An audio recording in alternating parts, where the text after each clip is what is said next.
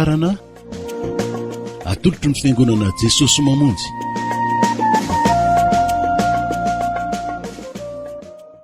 Salama tompoko, mamanganao amin'ny anaran'i Jesosy Kristy ny tenako. Ho aminao sy ny ankonanao hatrany ny fahasoavan'Andriamanitra ray sy Jesosy Kristy zanany. Amen. Tokasoa eo amin'ny fandraisana ny tenin'Andriamanitra indray isika. Fotoana izay ananako tombontsoa izarana aminao, izay ananako dia ny tenin'Andriamanitra izany. Ity dia toy n'izay efa nambara tamintsika tamin'ny herinandro lasa. Tamin'izany no nanambarana tamintsika ny fanomezan'i Jesosy Kristy ho an'ny mpino azy rehetra. Fanomezan'i Jesosy Kristy eto amin'ity fiainana ity, amin'izao fiainana ankehitriny izao. Ambaratra ny hatrany fa ny fanomezan'i Jesosy ho antsika eto amin'ity zao tontolo zao ity dia tena maro be, dia be tokoa. Isaorana ny izy ny amin'izany fanomezana maro be izany. Izay tokony ho raisinao tokony hanananao ary hanananao fahatsapana. Baiboly miteny ny Tompo Jesosy dia manan-kare-pahasoavana omena izay rehetra miantso azy, araka ny voalaza ao amin'ny Romanina 10:17. Iray amin'ireny fanomezana ireny no noresana tamintsika tamin'ny herinandro lasa teo, dia ny fiadanan'i Jesosy araka ny voasoratra ao amin'ny filazantsarany Jaona 4:17. Miteny Jesosy eo amin'io 4:17 hoe fiadanana no avelako anareo, ny fiadanako no omeko anareo. Tsy tahaka ny fanomen'izao tontolo izao no fanomeko anareo, aza mitebiteby na matahotra ny fonareo. Jesosy dia namela fiadanana ho antsika hampino. Nanome ny fiadanany ho antsika. Dia raina ny Tompo.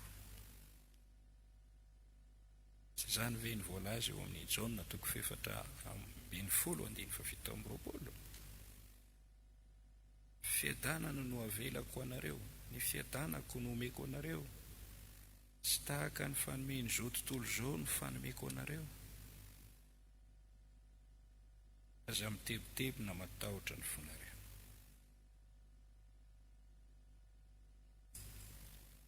Lioka 4:20.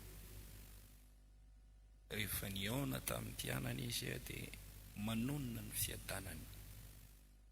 fiadanana ny eo anareo.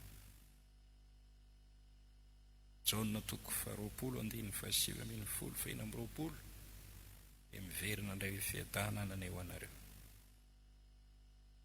Ary eo amin'ny Jaona filazantsara 2:17 zany teny izany no ambarako aminareo mba nanareo fiadanana aminy koa. Itiky izany fa tiany Jesosy isika anana fiadanana ao aminy. Dia raina ny Tompo. ity fiadanana ity dia lovantsika rehetra izay mino fiadanana navela ho antsika.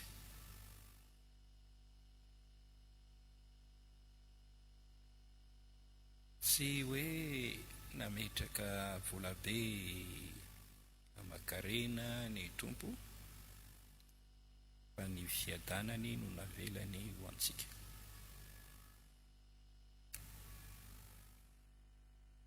Eraina ny tompo.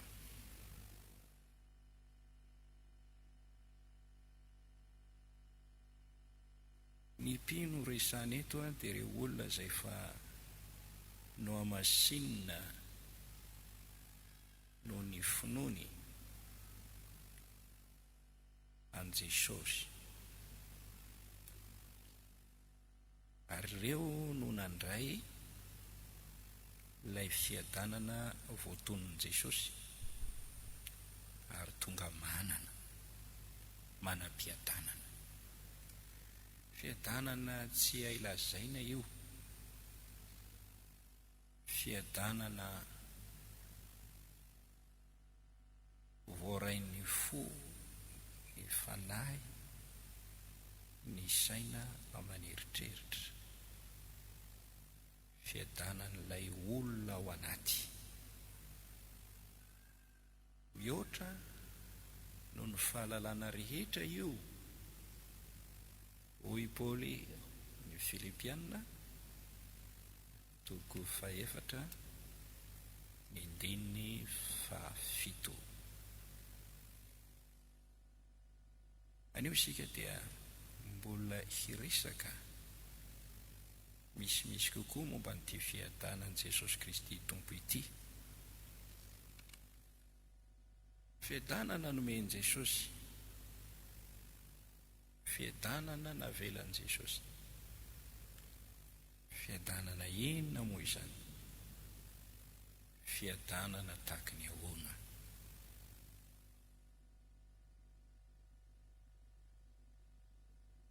Miafina amin'izay tsy nomena azy izany.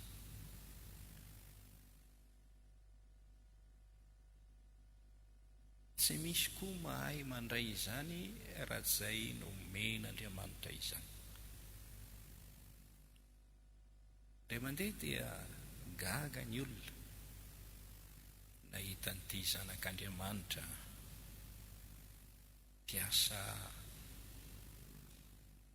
piasa mamafa lalana. Falifaly ery sady eo mpamafana lalana no mihirahira hoe zanak'Andriamanitra ny aho. Dia taitra ny manodidina ka nyteny hoe zanak'Andriamanitra ve dia hamafa lalana tahak'izao? Kanefa izy dia tena mihirahira, falifaly.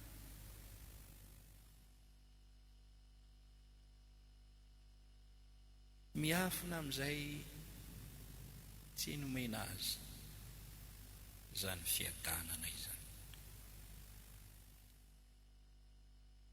Ifanila trano tamin'ity mpanan-karena anankiray, reto olon-tsotra kristianina mivavaka. Isan-kariva dia manandram-peo, mihira, midera an'Andriamanitra. Valy miaraka amin'i Jesosy tokana ihany, tsy misy ho afa-tsy Jesosy.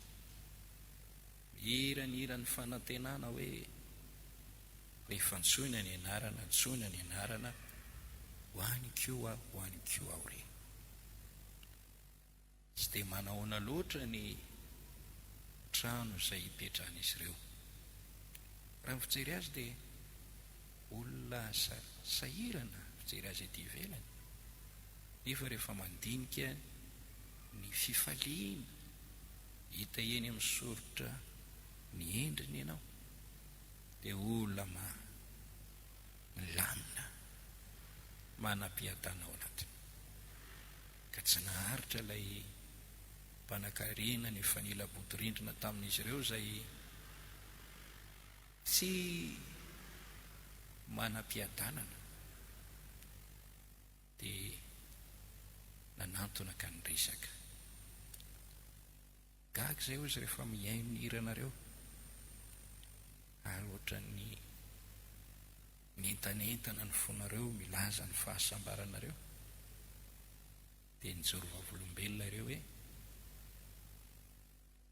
o raha miseho taloha zahay dia tsy nanam-pijaharana, tsy nanam-piadanana, fa hatramin'izay nifidiananay an Jesosy Kristy tomponay sy mpamonjy ny fiainanay manokana dia misy fifaliana lehibe, fijaharana sy fiadanana ao anatin'ny fonay. Tena misy tokoa ny fiadanana omeny Jesosy. Tsy tahaka ny fanomeny zao tontolo zao no fanomeko anareo. Hivavaka sy mangataka amin'Andriamanitra hatrany hatrany mba ho pairatin'ny tompo ny masom-pananao, ny maso ny sainao, ahita n'ity fiadanan' Jesosy ity.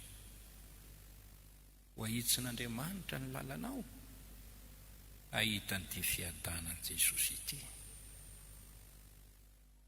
Momba io fiadanana io no ambara amintsika izao.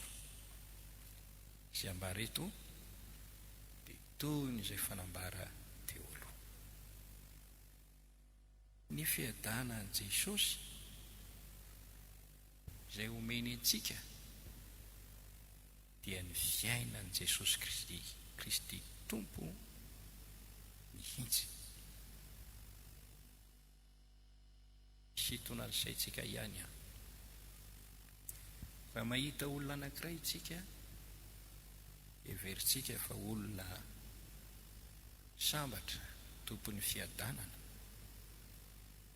angamba mpiasa ny sika na olona mifanerasera aminy, dia tombatombany ety ivelany dia manana ny zavatra rehetra izay ilaina izy, tsy misy mahory azy mihitsy.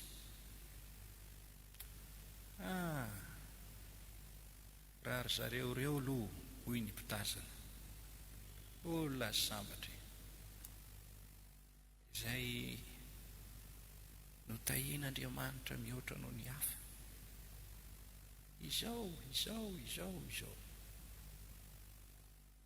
araka ny tombatombana sy ny fijerena azy. Isy dikantsika hoe ka milaza azy hoe olona sambatra ary tsy mivoakavoaka foana zany fitenenana zany. Io olona io nefa no tonga ny teny hoe avy omeko anareo ny fiadanako, tiako mpiombona amin'ity fiadanako ity ka ny zavatra iainako no omeko iaina anareo. Izany no mahatonga amin'ny teny eto hoe ny fiadanan'i Jesosy Kristy dia ny fiainan'i Jesosy izay nomeny antsika mba hiainantsika amin'ny fiainany. Azo lazaina koa hoe ny fiadanan'i Jesosy Kristy dia nanomezany fomba fiainana tahaka izay niainany ho antsika.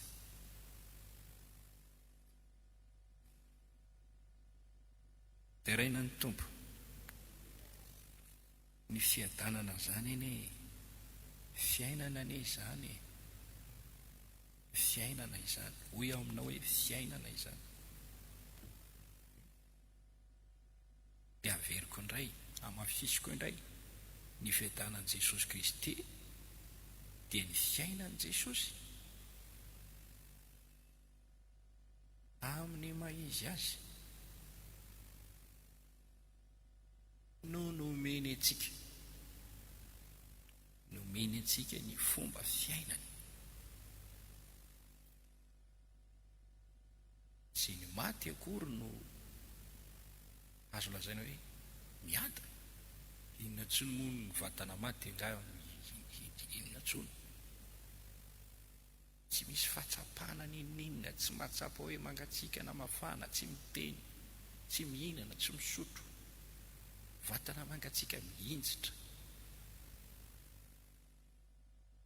ny velona no afaka tsapa hoe sambatra aho, miatana aho, manam-pitsarana aho, fa miaina. Jesosy Kristy ilay Andriamanitra ny fiadanana dia manana ny fiainany ary miaina. Dia raina ny toa.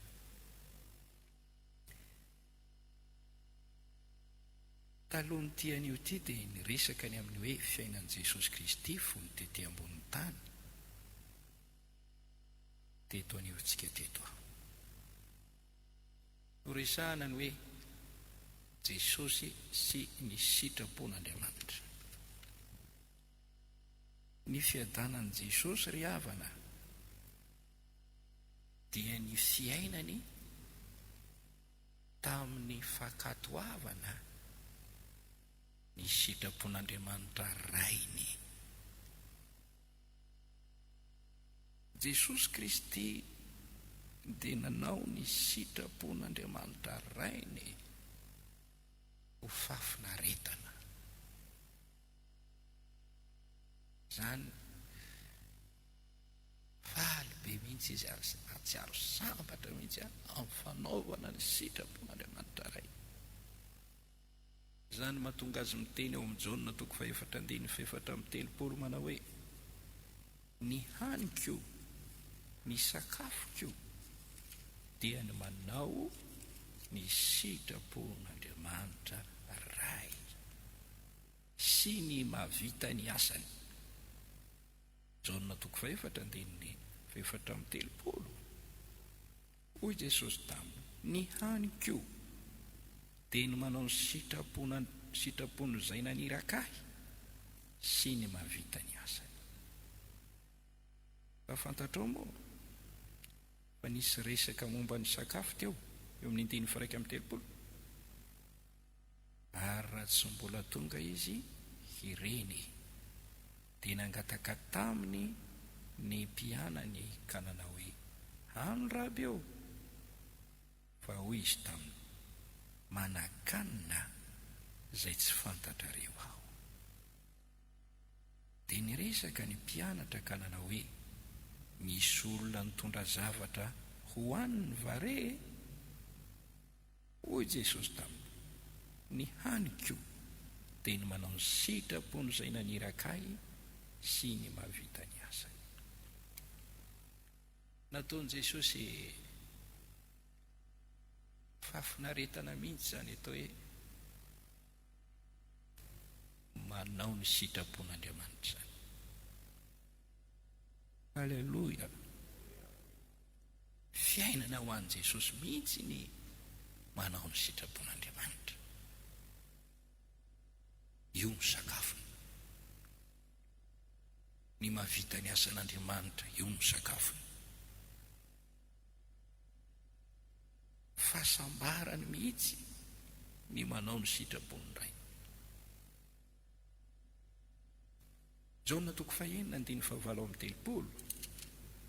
Jesosy dia milaza ny antondiany taty ambonin'ny tany. Fa tsy nidina avy any an-danitra mba hanao ny sitrapoko, fa ny sitrapony izay nanirakahy.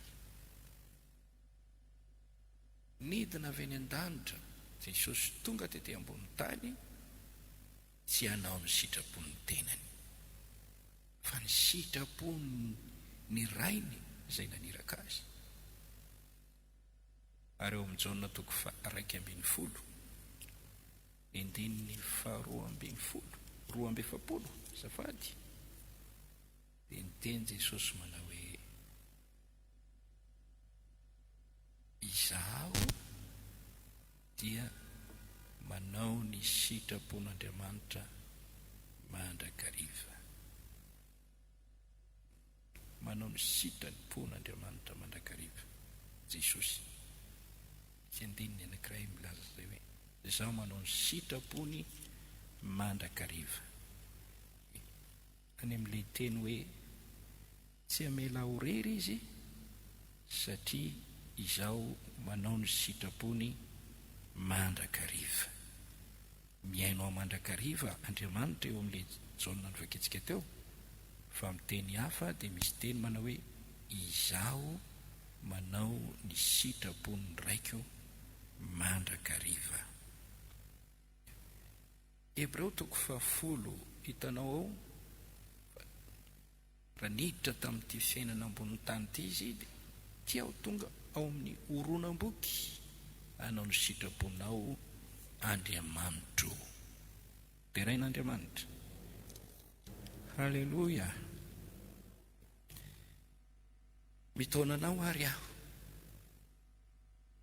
mba handray ny fiadanan'i Jesosy, ny fiainany, ny fomba ny ainany, izy ny velona tamin'ny fanaovana ny sitrapon'Andriamanitra.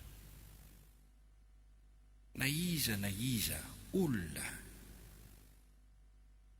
miaina araka ny sitrapon'Andriamanitra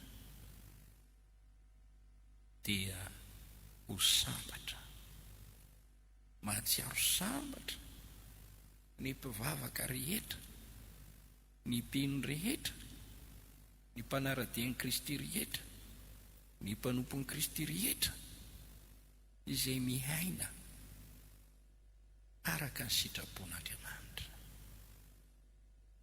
Misy fiadanana be mihitsy ao anatin'izany fanaovana ny sitrapon'Andriamanitra. Tsy fantatra aloha fa rehefa misy sitrapon'Andriamanitra, zavatra tian'Andriamanitra atao ka natao ary vita,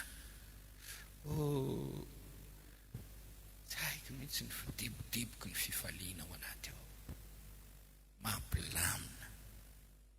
Misy fiadanana ao anatin'ny fanaovana ny sitrapon'Andriamanitra.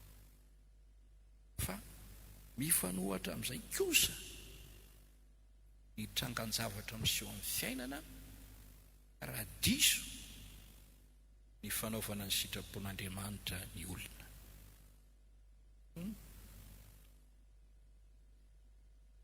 Teran'Andriamanitra isika, raha isan'ny olona voantso manolo tena manatanteraka ny sitrapon'Andriamanitra isan'andro. Famarinana tokony iainana izany, famarinana mitondra vokatry ny fiadanana izany.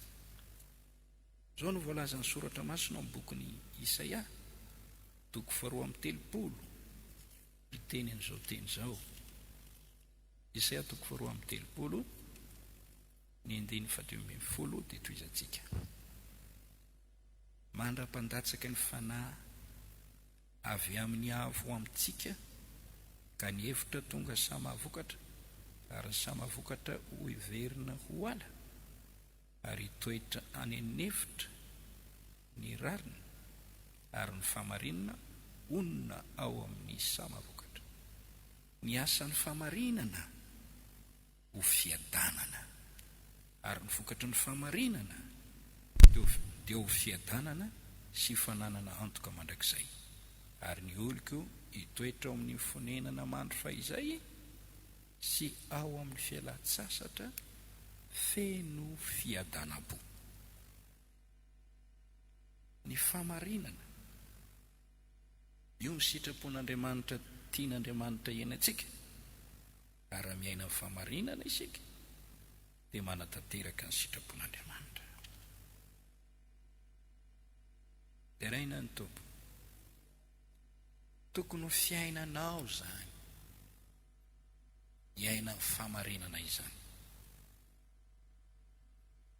Io ny fiainan'i Jesosy, ary io no mitondra fiadanana.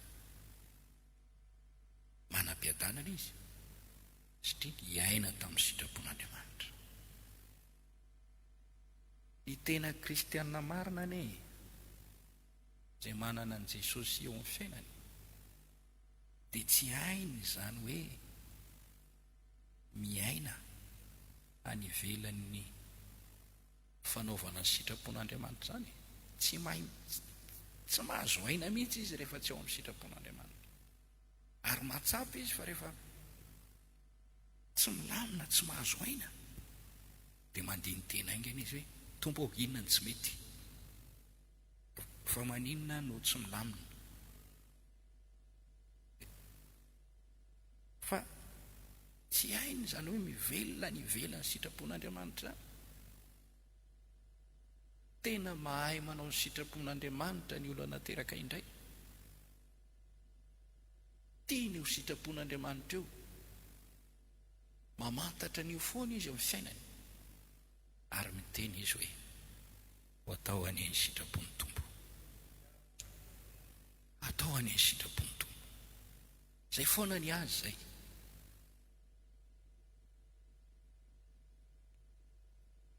Hitanao moa fa ny trondro ane tsy mahay miaina ety ambonin'ny tanety ety. Tahaka zany ny tena pino, tsy mahay miaina any ivelan'ny sitrapon'Andriamanitra, tsy mety aminy. Zany hoe tsy manao ny sitrapon'Andriamanitra zany. Nateraka indray hanao ny sitrapon'Andriamanitra izy, mivelona ho an'Andriamanitra izy. Dia raina ny tompo, mivelona ho an'Andriamanitra izy.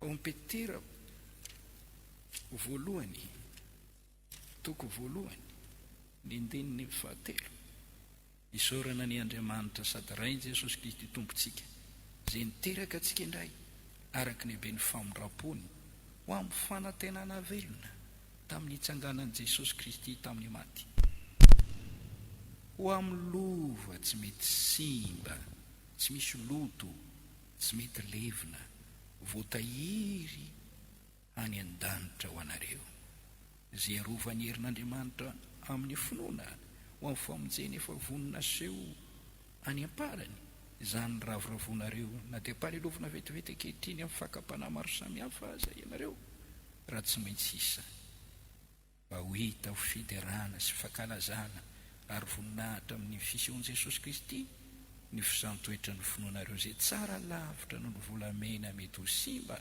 na dia voasantoetra tamin'ny avoaza, izay na dia mbola tsy hitanareo aza dia tianareo, ary na dia tsy hitanareo ankehitriny aza anefa satria inonareo dia iravoravonareo amin'ny fifaliana tsy hay lasaina sady feno voninahitra mandray ny antony finoanareo dia ny famonjena ny fananareo.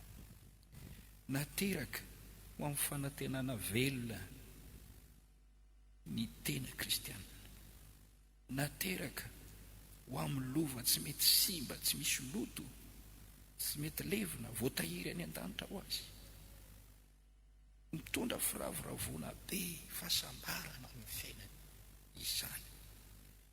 Mideran'Andriamanitra isika, mideran'ny tompo isika. Ary hitanao tsara ho amin'ny Jaona voalohany toko 7:7, ny olona nateraka indray dia misy voa avy amin'Andriamanitra ao aminy. Io voa io ilay fiainan'Andriamanitra tafiditra ao aminy ao, voa avy amin'Andriamanitra, ilay fahasoavana tafiditra ao, miaro azy tsy hanota izany. O fahasoavana lehibe izany, izay voalaza ny soratra masina hoe ianareo tsy ambany lalàna fa ambany fahasoavana, ny ota tsy manan-kery aminareo. Lasa mpanompon'ny fahamarinana. Ary Efesianina toko 2:5-7, fahasoavana namonjenantsika amin'ny finoana, tsy avy amintsika izany fa fanomezan'Andriamanitra. Ary Titosy toko 2:1-3, ilay fahasoavan'Andriamanitra dia miasa ao anaty, mampianatra anao an-dany toe-panatsiaraka an'Andriamanitra rehetrarehetra, ny filany zao tontolo izao, ny filany izay misy, mba tonga anao velona amin'ny onony sy ny marina. Teny Paoly dia miteny hoe, Romanina toko 4:7-7, velona ho an'Andriamanitra, velona manao sitrapon'Andriamanitra ny dikan'izany tompoko, velona manao ny sitrapon'Andriamanitra, velona manao izay mahafaly an'Andriamanitra, manao izay sitrany, manao izay tiany. Kortiana faharotoko 5:7-10 ka hatramin'ny 7-10. Izay velona dia tsy velona ho an'ny tenany intsony, fa velona ho an'ilay fa maty sy nitsangana tamin'ny maty ho azy. Natao ho mpanompon'ny fahamarinana ny kristianina, natao ho velona amin'ny fahamarinana, natao ho tia fahamarinana, natao ho naona sy mangetahita ny fahamarinana, ary ao amin'izay indrindra no azahoany fahasambarana. Mateo 5:5. Sambatra ny olona naona sy mangetaheta ny fahamarinana fa izy no vakisana, ary velona amin'ny onony sy ny marina izy, araka ny Titos 2:1-2 ka hatramin'ny 7. Ny fanaovana ny sitrapon'Andriamanitra maharitra dia fiainan'i Jesosy zany. Nandritra ny toerany teto amin'izao tontolo izao, ny ainany tamin'ny fiainana tembony tany. Jesosy Kristy dia faly tamin'ny fanaovana ny sitrapon'ny rainy. Ary hitanao tsara ilay vavaka nataony tamin'ny Saint-Getsemane, nanatrika fakapanahy izy. Raha zao tao dia isoro amiko ity, nefa aoka tsy ny sitrapoko no tao fa ny anao. Io fitiavan'i Jesosy fahamarinana io fakalahan'ny heloka dia nandraisany ositra mahagaga teo amin'ny fiainany, mitondra fifaliana mitobaka teo aminy. Hebreo 1:9-7. Fa hoy izy ny amin'ny zanaka, ny seza fiandriananao Andriamanitra dia mandrakizay doria, ny te-pahitsiana no te-panjakanao. Tianao ny fahamarinana, valanao ny heloka, koa Andriamanitra dia Andriamanitrao efa nanoso diloilo fifaliananao, mihoatra no ny namanao. Zava-miafy ny fifaliana sy ny fahasambarana io, fitiavana fahamarinana, fakalahana ota. Ary zay no tian'Andriamanitra ho ataoko sy ho ataonao, ary zay ny fomba ny aina amin'i Jesosy. Nanam-piadanana izy, satria nilomamo, ny aina, nilona tao amin'ny fanaovana ny sitrapon'Andriamanitra. Ka raha miteny Jesosy hoe fiadanako no avelako anareo, dia ny fiainany mihitsy io ry havana, le fiainany miaina ao amin'ny sitrapon'Andriamanitra. Teraina ny Tompo. Alleluia. Manam-piadanana Jesosy satria miaina sy ny velona tamin'ny fankatoavana ny sitrapon'Andriamanitra. Tsy misy fiadanana ho an'izay any ivelan'ny sitrapon'Andriamanitra e. Marina zany. Ny tenin'Andriamanitra mihitsy anie efa milaza fa tsy misy fiadanana ho an'ny ratsy fanahy e. Zany anie no ambaran'ny Baiboly, ny verimberina teto izany teny zany, tsy misy fiadanana ho an'ny ratsy fanahy. Tsisy hoe tsisy miankina amin'ny toe-pananao ny fiadanana, ary Andriamanitra no manomeny eo. Ny Baiboly anie no miteny fa tsy misy fiadanana ny ratsy fanahy, mba vakio ny Baibolinao e. Isaia 9:22-20. Isaia 7:15-1. Tsisy fiadanana ho an'ny ratsy fanahy. Misy olona ratsy fanahy, tsy miaina araka ny sitrapon'Andriamanitra, tsy mivavaka, tsy matahotra n'Andriamanitra, tia tena, tia vola. Ny vola no Andriamanina, ny reny no Andriamanina. Tsy malala fa tsy ny tenany ihany. Maro no azo lazaina ny amin'izany ratsy fanahy izay. Ao amin'ny Isaia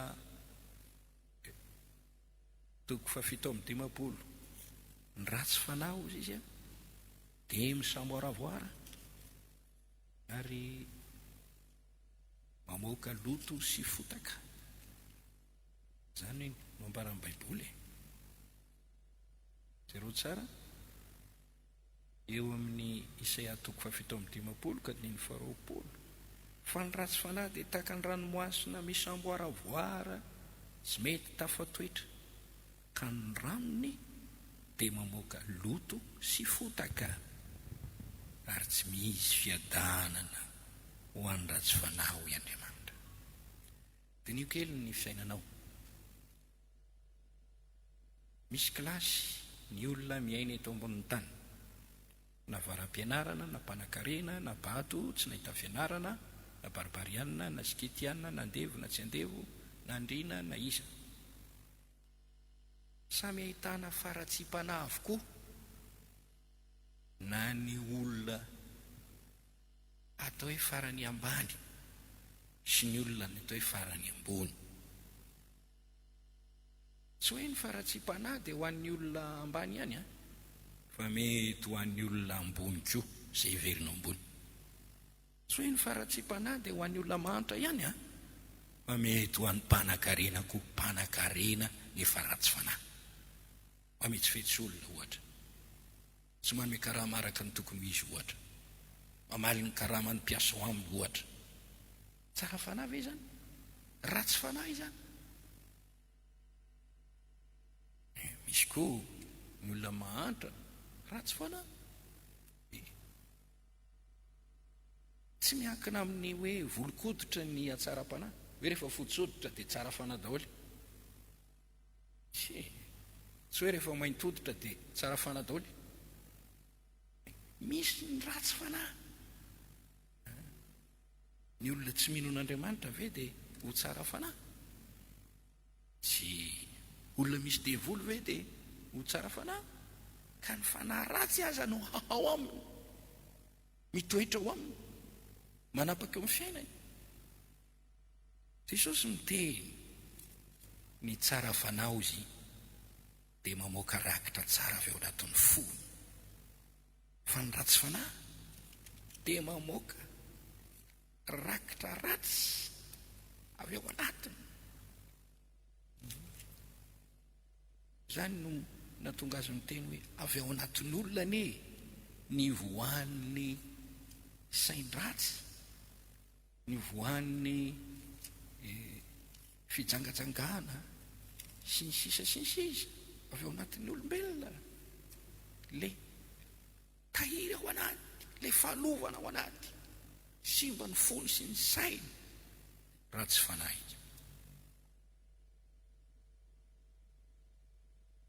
Mpanompo ratsy fanahy mikapoka sy mamely ny namany tsisy fiantrana. Ny zanak'Andriamanitra nateraka indray dia tsy ao anatin'izany olona ratsy fanahy izany. Manana ny voa avy ao amin'Andriamanitra izy, ny fiainan'i Jesosy ao aminy, deran'Andriamanitra isika. Zava-dehibe ary ny fanaovana ny sitrapon'Andriamanitra. Io no fiadanan'i Jesosy. Dia tsika eritreritra kely. I Losifera, ilay anjely mpitondra fahazavana ary mpidera, mahay mitendry lokanga, mahay mihira araka ny voalasan'ny Baiboly, dia niodina tamin'Andriamanitra, namadika an'Andriamanitra. Tsy nanao ny sitrapon'Andriamanitra mihitsy izy. Ary raha nanao an'izany izy, inona moa ny tombony ho an'ny Losifera sy ireo anjely niaraka taminy? Very ny firaisana tamin'Andriamanitra, norohana miala tany an-danitra izy, noforonina ny afobena ny elo ho faritra honenany sy toerana hipetrahana. Tafasaraka tamin'Andriamanitra loharan'ny fiainana sy loharan'ny fiadanana sy ny fahasambarana izy. Very ny fahasambarany lanitra.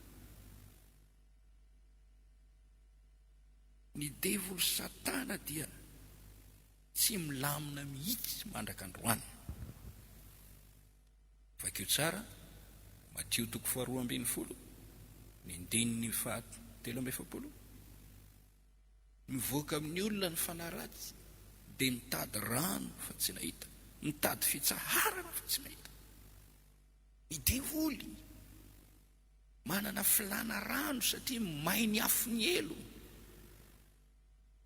mahay ny etaeta fa tsy nahita rano.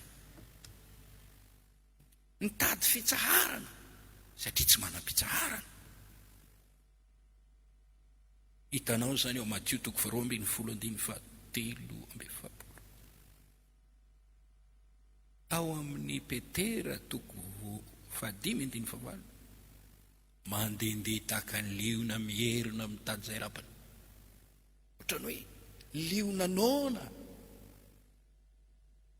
mitady zavatra hoanina sy viraviraina atao sakafo. Sahirana ny devoly. Liona mierina mitady zay rapana zany moa anga zany milamina aminao. Tsy milamina ane zany e. Ao amin'ny bokin'ny Joba 2:1-2. Joba 2:1-7, 2:2-2. Nanontany azy Andriamanitra, avy taizana ao Satana. Avy nivezivezy teny tontolo eny a. Teny ambonin'ny tany nanao voyage partout. Inona moa ny fiadanana amin'izany mivezivezy? Aiza ny mbola hitanao hoe aiza moa ny devoly no mipetraka? Elony. Io no voatendry ho azy. Fa mandehandeha fotsiny izy dia mandehandeha eny amin'ny abakabaka. Indraindray izy raha mahita fon'olona azo nidirana dia hidirana. Nefa tsy misy filaminana ho azy satria mety horoahany sasany izy. Zay ny tenin'ilay mivoaka natsiaro ny tranony hoe ndrao misy androka indraika hiala dia aloaka namana mba ampisy fiarovana. Mivezivezy mizaza eny tontolo eny. Sahirana ny devoly. Ny elo mirehitra afo toerana mba azo nonenana. Ny fonja trano maizy ny elo mba azo nipetrahana miaraka amin'ny afo. Tsy afaka nome fiadanana na ovinany vinany devoly satria ary izy tsy tompony fiadananako. Ahoana moa no ahafahany manome fiadanana? Izy azy tsy milamina. Raha mamaky isika ao amin'ny bokin'ny Fanambarana 2:12, 2:12-7. Loza ho an'ny mponiny tany sy ny ranomasina fa nahidina aminareo ny devoly manana fahatezerana lehibe. Mandraka ankehitriny dia tezidava ny devoly. Tezitra latsaka avy any an-danitra tahaka ny varatra. Tsisy fahasambarana ho an'ny devoly. Tsisy fiadanana ho an'ny devoly. Tezitra amin'ny zanak'Andriamanitra izy. Tezitra amin'ny mpino kristianina, ny mpivavaka mitandrina ny didin'Andriamanitra izy. Eo amin'ny Fanambarana 2:12-17.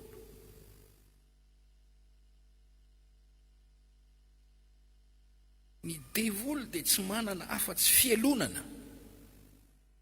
Mialona ny zanak'olombelona izy. Raha nanota ny devoly, tsy nisy heritreritr'Andriamanitra mihitsy ianao fanavotana ho azy ka hitory fampibebahana amin'ny Satana. Tsy nampibebaka ny devoly mihitsy Andriamanitra hatramin'ny taloka mandrak'androany. Fa ny olombelona lavo no neverin'Andriamanitra. Mialona ny devoly. Ary zany mahasosotra azy hoe ireto zany ve ozy izy, ireto ve zany no ampihavanina amin'Andriamanitra atao zanak'Andriamanitra, ireto olombelona reto indray zany ve no asolo ny toerana ibanga any an-danitra any, ifakahiditsika eo izy. Dia mialona izy tezitra. Ianao ve mahita olona fa ny olona tezitra dia sambatra? Tsia. Ianao ve rehefa tezitra dia mahatsiaro sambatra? Ka tsy aleo tezidava raha izany mampiatana zanatry izany. Tsisy fiadanana amin'ny olona tezidava ho foizina mitrôtrotra, mitrerotrerona. olona tsy milamina anie zany rehefa niodina satana tsy nanao ny sitrapon'Andriamanitra very ny fiadanany. Na iza tsy mivelona ny fankatoavana ny sitrapon'Andriamanitra, na inona toerany tsy milaminy olona io. Jesosy manam-piadanana ny velona tamin'ny fanaovana ny sitrapony rainy. Hitantsika Adama sy Eva ao amin'ny Genesis 3. Raha vao nanomboka nandika ny didin'Andriamanitra, tsy nanao ny sitrapon'Andriamanitra, dia nanana fahatsapana hafahafa, na tsy ary tena mitanjaka, misy tahotra, ary tsy tahiona amin'Andriamanitra, menatra, nangasiasy, niala teo amin'ilay toerana tokony isy azy fa lasa nandeha ny any amin'ny toerana anaty kritralina tany. Inona moa ny fiadanan'ny olona tsy mpanara-dalàna, na dia ny lalàny tany ihany aza. Ny mpangalatra moa everino milamina, ny mpandika ny lalàny tany moa everino milamina, ny jiolahy moa everino milamina, misitrisitrika mihinana ny haniny amin'ny kororo. Tsisy fiadanana ho an'ny olona tsy miaina amin'ny fahamarinana ry havako a, tsy manao ny sitrapon'Andriamanitra, na iza, tsisy fiadanana. Jesosy manana fiadanana satria nivelona tamin'ny fankatoavana ny sitrapon'Andriamanitra, ary zay fiainan' Jesosy zay nomeny antsika raha miteny izy hoe fiadanako no avelako anareo. Le fiainany ao amin'ny fanaovana ny sitrapon'Andriamanitra ho fifaliana sy fafinaretana. Jereo ilay tantaran'ilay zanak'Adala Lioka 10:1-9:1-3. Rehefa niala tao amin'ny rainy izy ka nandeha tany amin'ny alehan'ny tany, dia nifara tamin'ny haditsaina, fahoritsaina, fijaliana, fantrana, tsy niadana mihitsy izy. Nampalahelo fa nafoin'ireo namany iny izy zay nampifalifaliny tamin'ny volany, tamin'ny arena zay azony tamin'ny rainy, ary tonga nahantra izy ka tonga ny andro kisoa, ary tsy nahazo karama, fa ny karamany dia voankazo fihinany kisoa, sakafo kisoa, satry ny amen'ny kibony amin'ireny ho isoratra masina.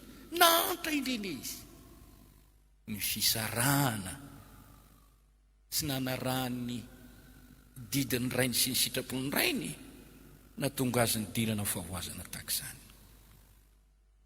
Io dia sary iraintsika azy any an-danitra sy ny fiainan'ny olombelona manisy manitaka ny ondry. Koa raha miataka an'Andriamanitra ianao, misaraka amin'any, very zay lavitra anao, hoy ny mpanao salamo, miantso an'Andriamanitra, ary inganao zay mijangajanga mafoenao, fa izaho ny eo akaiky an'Andriamanitra no mahatsara ny fiainako.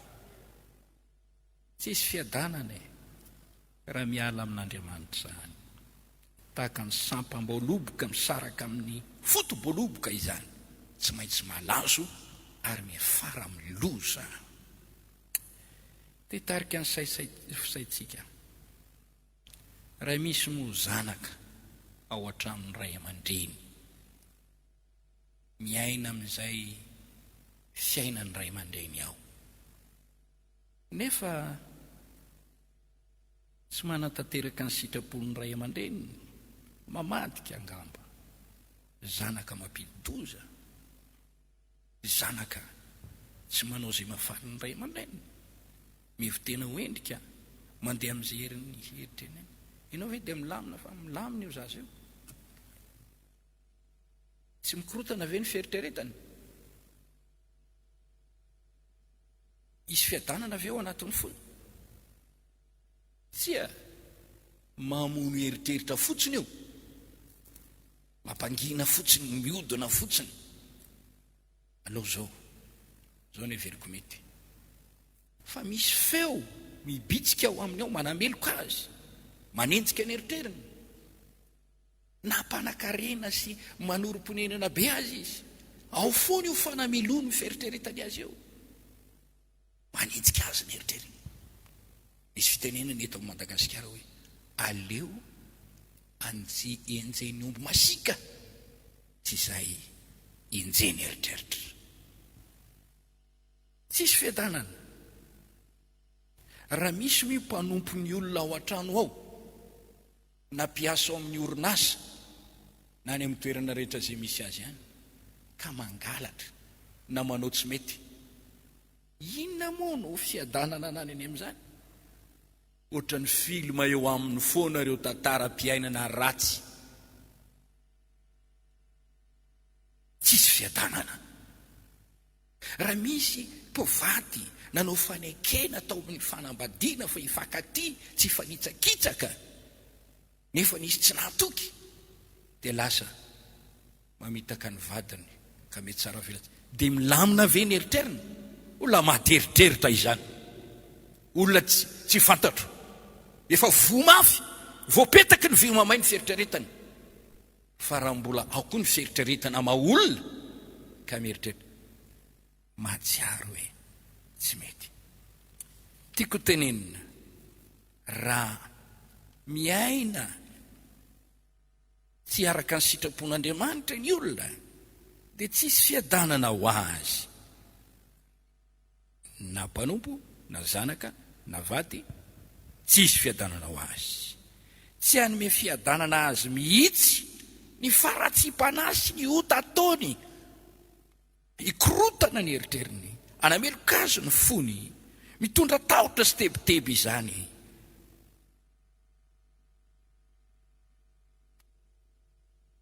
Tsy misy fiadanana ho an'ny ratsy fanahy. Ry hava malala ny teny momba ny fiadanana Jesosy, satria andre ny fiadanana izy. Fiadanana no avelako anareo, lovanareo io avy amiko, fiadanana no omeko anareo. Ny fiainan' Jesosy mihitsy io, ny fomba ny ainany mihitsy io. Raha mandray ny fiainan' Jesosy ianao ka miaina amin'ny fomba fiainany, dia ho rivo-piainana izay ny ainan' Jesosy mihitsy no hiainanao. Tena tsapanao zany.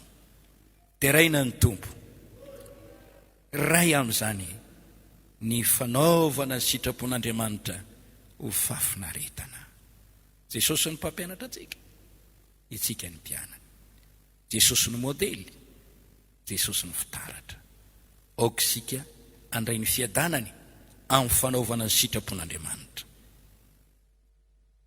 Fiadanana ho anao raha miaina amin'ny fanaovana ny sitrapon'Andriamanitra. Handramane, tanterahone, tena mahafinaritra. Za tena mahatsapa mihitsy raha vao ao anatin'ny sitrapon'Andriamanitra ny zavatra iainana. Ohatra hoe mampirisika amin'ny vavaka izy ka mivavaka ianao, mampirisika anao izy ianao an'ity ka ataonao zany. Raha mampirisika anao ny ten'Andriamanitra anao an'ity sy miaina amin'ity ka iainanao zany, tena mahatsara mpamitsina hoe faly aho zany, sambatra zany.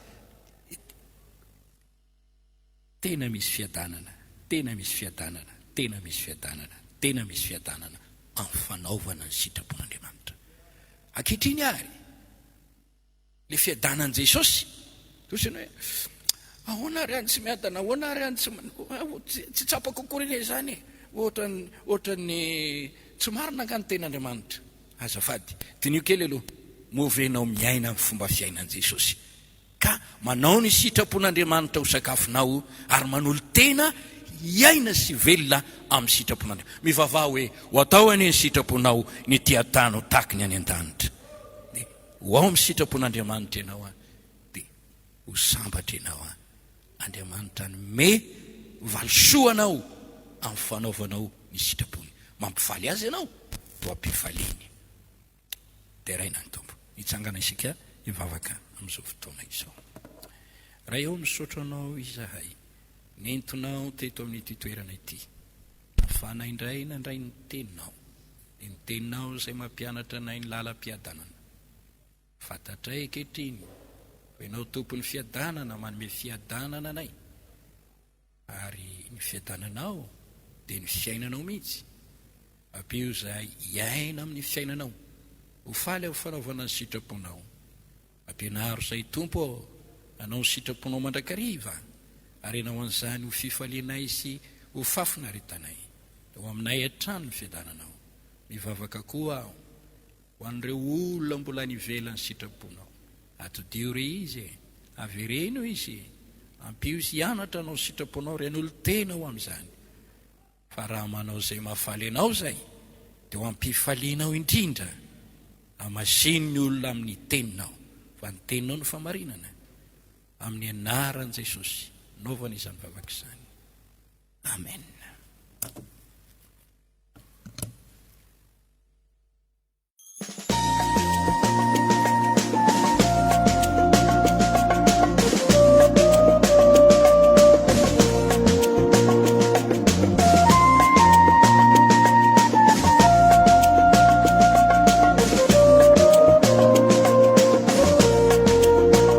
Fandaharana atolotry ny fiangonana Jesosy mamonjy